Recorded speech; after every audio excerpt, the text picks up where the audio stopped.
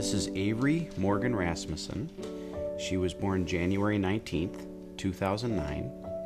May 4th of this year will be her third year of treatment, and her treatment end date is August 23rd of this year. Cole John McDonough joined us on St. Patrick's Day 2010. It's our second boy. We have a 5-year-old by the name of Chase McDonough. So you're the little brother. Yeah. Yeah. My dreams when Avery was born, really to experience her growth and development and living life for what the good things of life can bring and offer. I had relatively modest dreams for the boys, like I think anybody else would, that they would, be healthy, that they would go through school, that they would go to college, maybe pick a sport they wanted to play. And just providing for her a lot of the opportunities that children really need to grow and develop. Beyond that, that they were gonna, they're gonna be there for the rest of our lives, and ultimately we're gonna take care of us when we got older.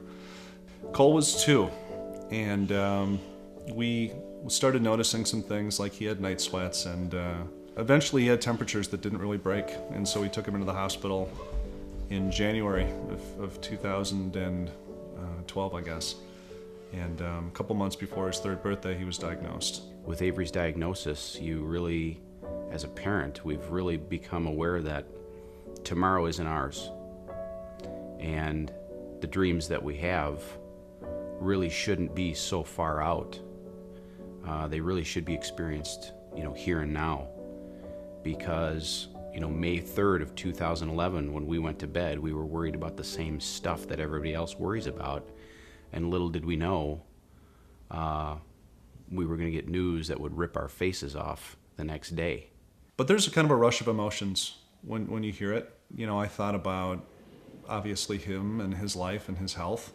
And immediately when you hear that, you think, it's going to be something that's potentially going to be life-ending, right? You think about that. I think our dreams have become more opportunistic.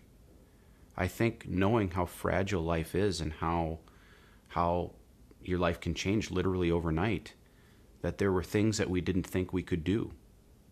But in experiencing the fact that life can change so quickly, so dramatically in such a short time, now we want to go do anything.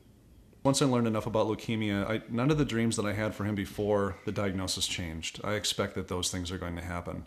I think the normal milestones that we saw as parents are going to be much more muted, because Avery has such an initiative and such a drive that the milestones that I consider now that we will celebrate will be way beyond what would have celebrated as normal celebrations before Avery got sick. The things that now are different are some of the dreams that I have that I didn't before, like his 5-year anniversary from being in remission. I mean, that's on my mind all the time. I think quite a bit about things like high school graduation. If he were to get married and I was able to speak at his groom's dinner, right?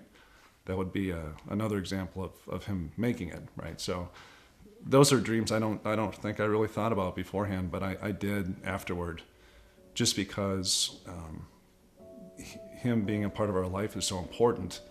Those would all be steps that would kind of mean that he had made it. So I have a 5-year-old daughter that runs around and plays and has a generally very good time because of all of those things that fathers have experienced in the past, good and bad.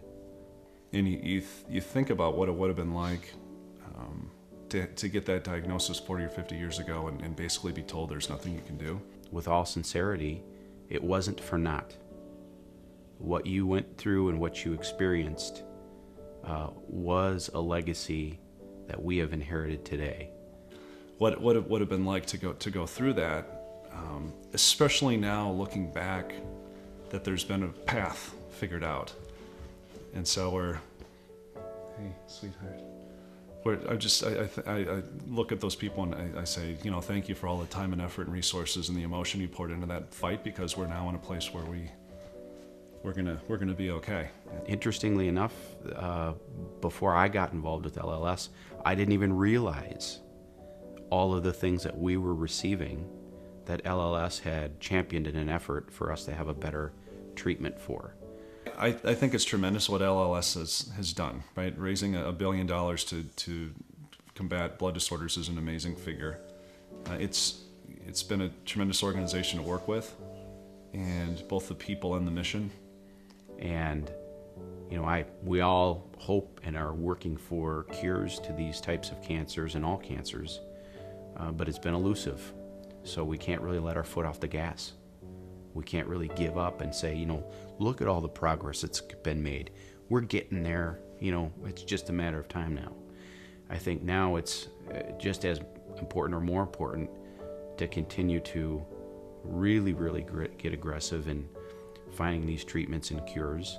I want to look back in 30 or 40 or 50 years and say, hey, look, we solved this one. This one was done. People don't have to wake up and worry about leukemia anymore because there's a treatment that takes care of it every time.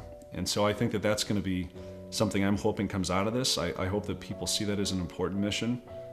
Leukemia is one of the more common cancers, and as a class, blood disorders is something, again, that we can get after. And so I'm hoping that this is something that people consider. There's a lot of decent charities out there do a lot of good work, but I think this is an important one and something that people should consider.